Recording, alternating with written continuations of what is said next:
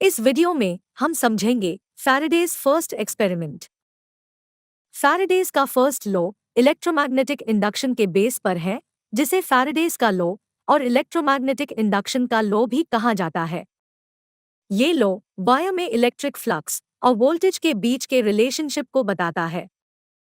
ये law electromagnetic induction के fundamental principles में से एक है और इसका नाम ब्रिटिश साइंटिस्ट माइकल फैराडे के नाम पर रखा गया, जिन्होंने इसे 19वीं सेंचुरी में फॉर्मुलेट किया।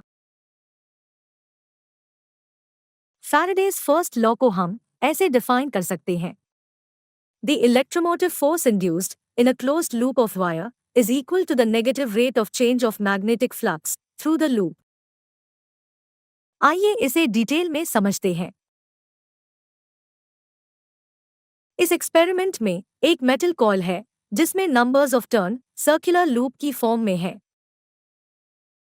इस कॉइल को कॉपर वायर के थ्रू एमीटर से कनेक्ट किया गया है। एमीटर वो डिवाइस होता है जिससे हम करंट मेजर करते हैं। इस कॉइल के पास एक बार मैग्नेट को रखा गया है। इस बार मैग्नेट से मैग्नेटिक फील्ड लाइंस प्रोड्यूस होती है।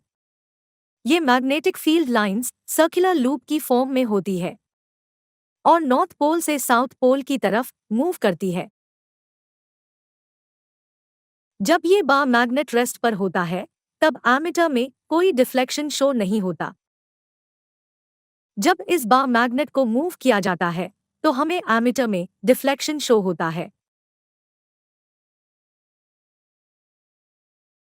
क्योंकि मेटल कॉइल में फ्री इलेक्ट्रॉन्स होते हैं और ये इलेक्ट्रॉन्स मैग्नेटिक फील्ड के इन्फ्लुएंस में मूव करते हैं, और इलेक्ट्रॉन्स मूव करने की वजह से सर्किट में करंट डेवलप होता है।